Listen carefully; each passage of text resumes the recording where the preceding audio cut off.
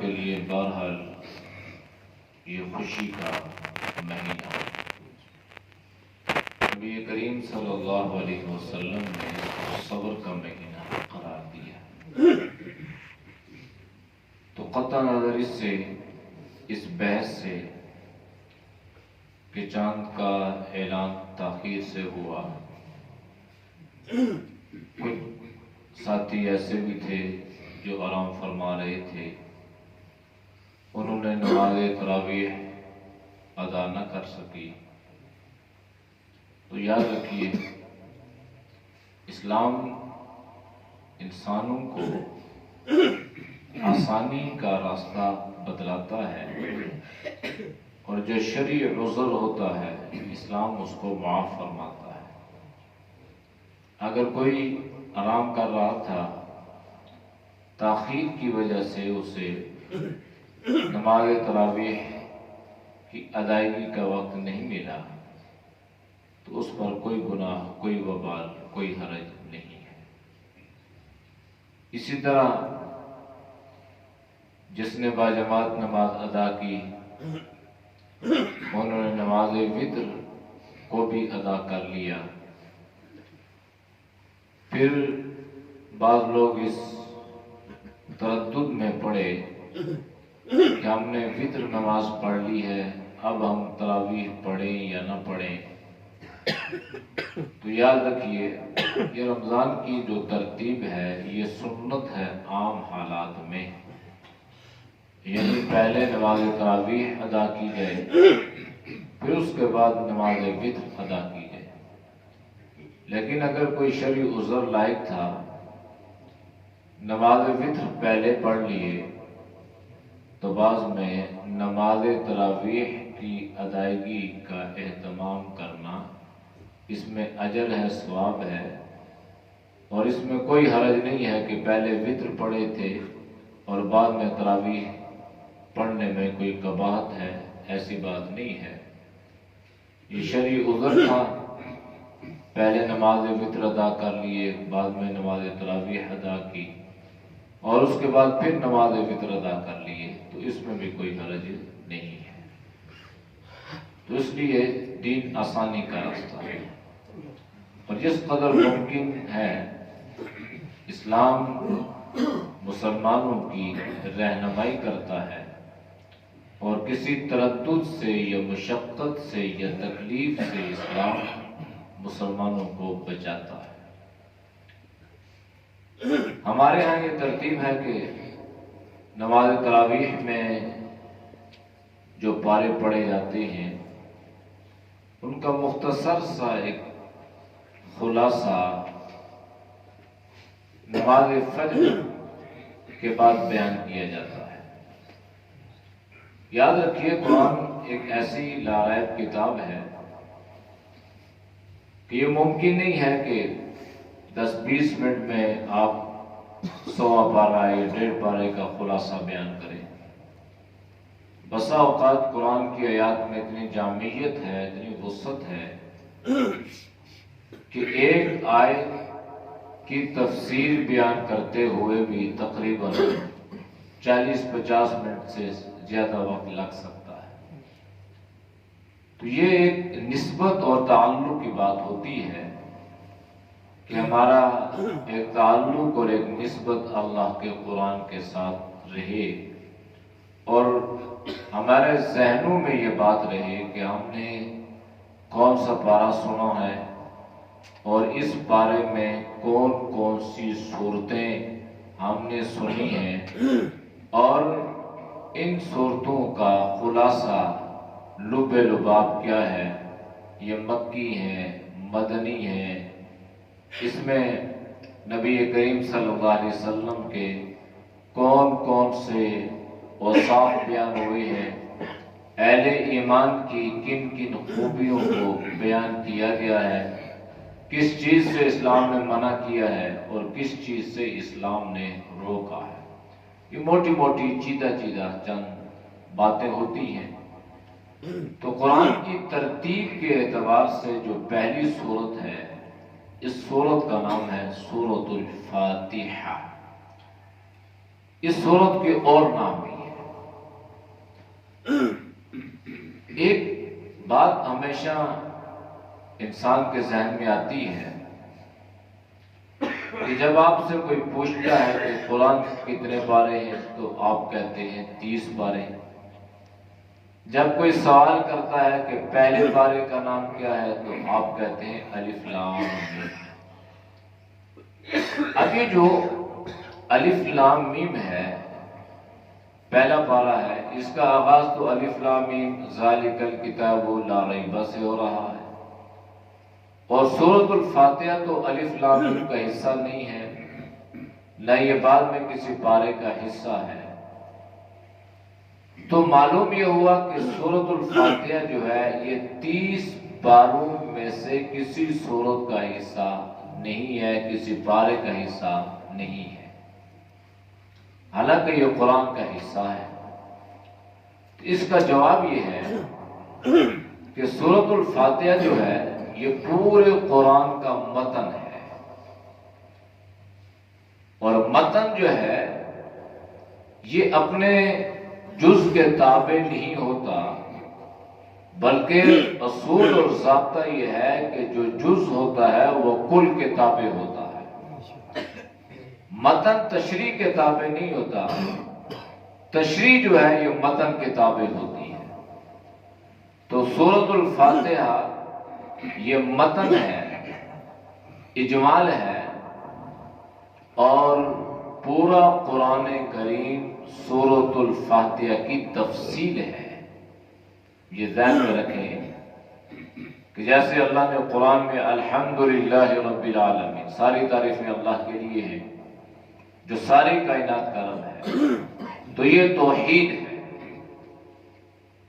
اور پورے قرآن کریم میں اللہ نے اس کی تفصیلات کو بیان فرمایا ہے کہ توحید کس چیز کا نام ہے، اللہ کو ایک ماننا کس طرح ممکن ہے، اور اللہ کے علاوہ کائنات میں کب کب اور کون کون اور کن کن معبودوں کی پرستش کی جاتی تھی اور وہ کیوں کرتے تھے.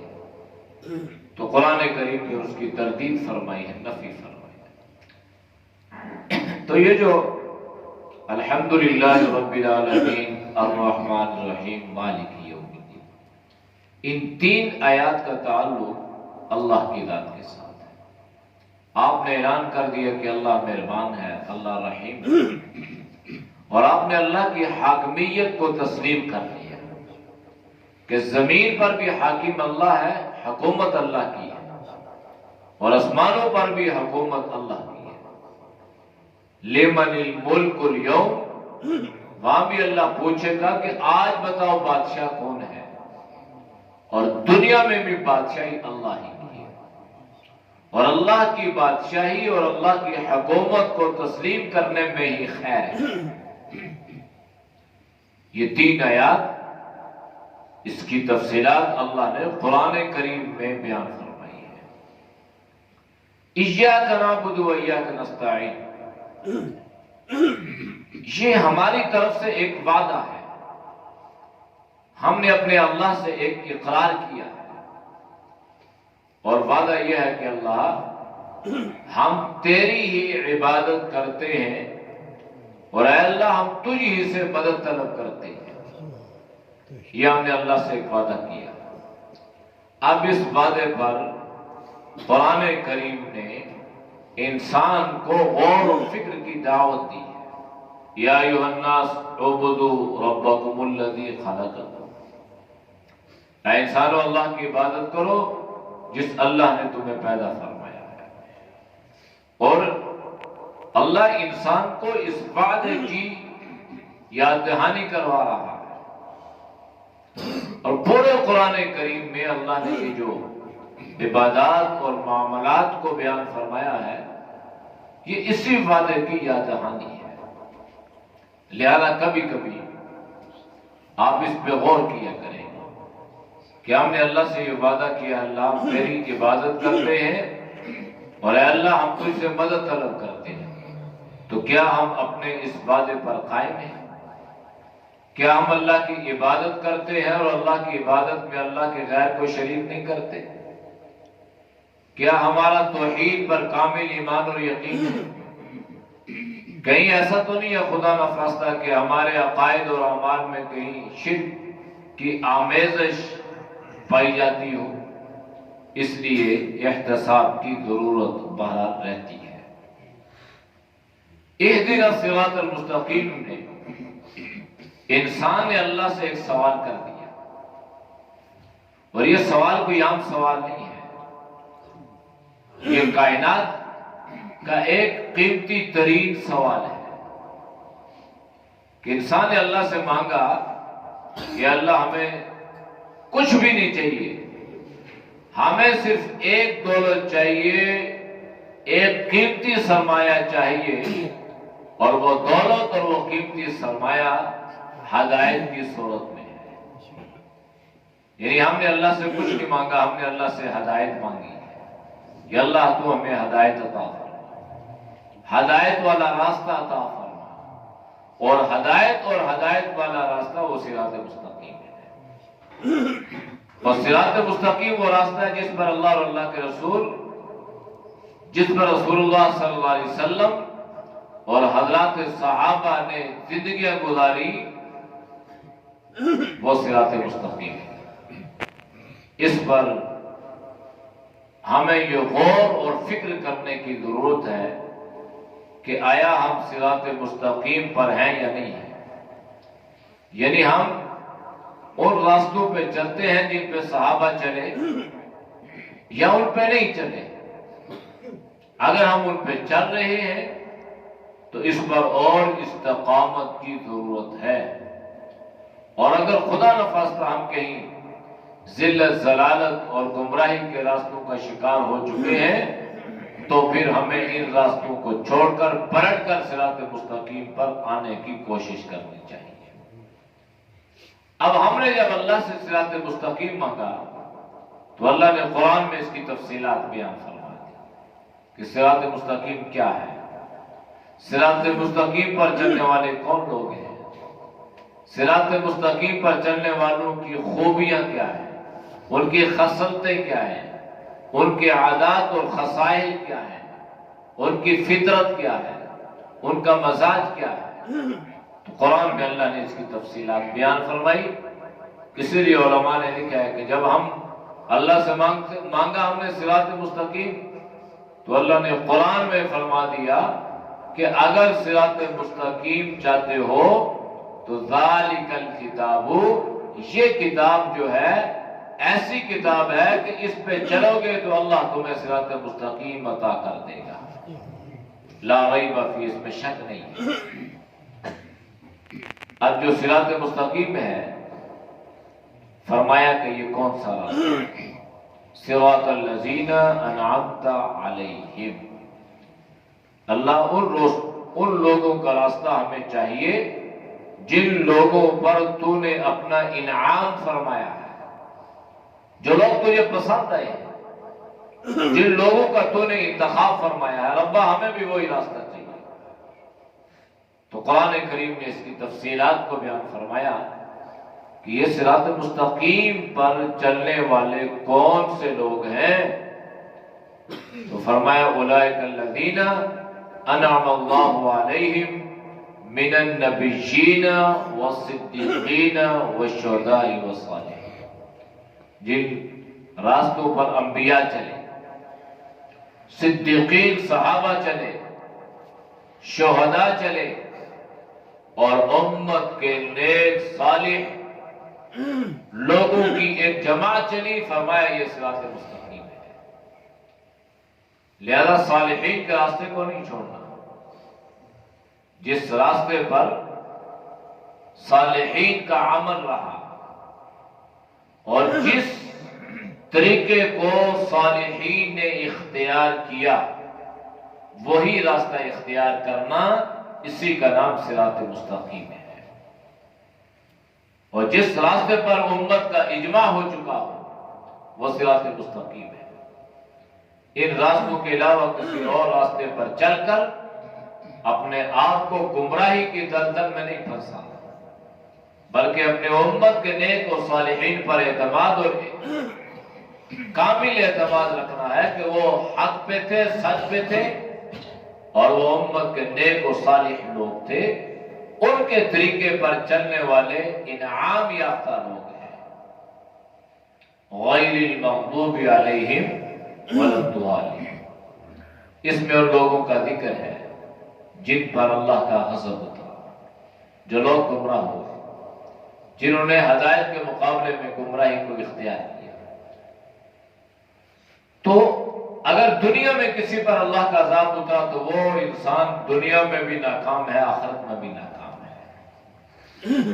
قرآن کریم نے اس کی تفصیلات مختلف واقعات کی صورت میں بیان فرمائی ہے کہ کس قوم پر اللہ کا کون سا عذاب اترا اور کیوں اترا، اور ان لوگوں کے کون سے اعمال بد تھے، ان کی کرتوتیں کیا تھی، ان کی شرارتیں کیا تھی، انہوں نے کون سی ایسی بغاوت کی کہ جس وجہ سے اللہ نے ان کو دنیا میں نشان عبرت بنایا۔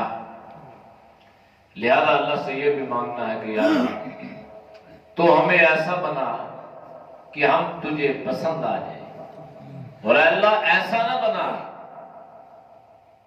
کہ ہم تیری نظروں سے دور ہو جائیں، تیرے عذاب کے حقدار اور مستحق ہو جائیں، اور اللہ تیرا عذاب ہم پہ اترے، اور خدا نہ خواستہ ہم کہیں گمراہی اور دلدل میں نہ پھنس جائیں۔ اللہ ہمیں ویسا راستہ نہیں چاہیے، اور نہ ہی ان لوگوں کے راستوں پر چل کر ہمیں دنیا میں یا آخرت میں کوئی عزت مل سکتی ہے۔ اس لیے صالحین کے راستے کو اختیار کرنا ہے، اور ضالین گمراہوں کے راستے سے اپنے آپ کو بچانا ہے۔ اس کے بعد ہم کہتے ہیں آمین، اجابت للہ تعالی۔ ہم اللہ سے یہ دعا کرتے ہیں کہ یا اللہ یہ جو سورۃ الفاتحہ کی صورت میں ہم نے آپ سے دعا کی، اللہ اس کو قبول فرمائے۔ اور اللہ کے نبی نے فرمایا کہ افضل دعا سورۃ الفاتحہ، سورۃ الفاتحہ بہترین دعا ہے۔ اس دعا کو صرف مرنے والے کے لیے نہیں چھوڑا کہ جب کوئی مر جائے تو جا کے وہاں پہ فاتحہ پڑھو، نہیں، جس طرح ممکن ہو اس کو پڑھو۔ اور اس کی اہمیت اور افادیت کا اندازہ ہم یہاں سے لگا سکتے ہیں کہ اللہ نے اس سورت کو نماز کی ہر رکعت میں لازمی قرار دیا۔ تو اس لیے یہ مختصر سی باتیں تھیں۔ حق تو یہ ہے کہ جب مختصر بات ذہن میں آئے تو پھر اس کی تفصیلات کو ڈھونڈنا چاہیے، اس کو پڑھنا چاہیے، اور اس کے لیے وقت نکال کر قرآن کریم کا مطالعہ کرنا چاہیے۔ اللہ ہم سب کو ان باتوں پر عمل کی توفیق نصیب فرمائے۔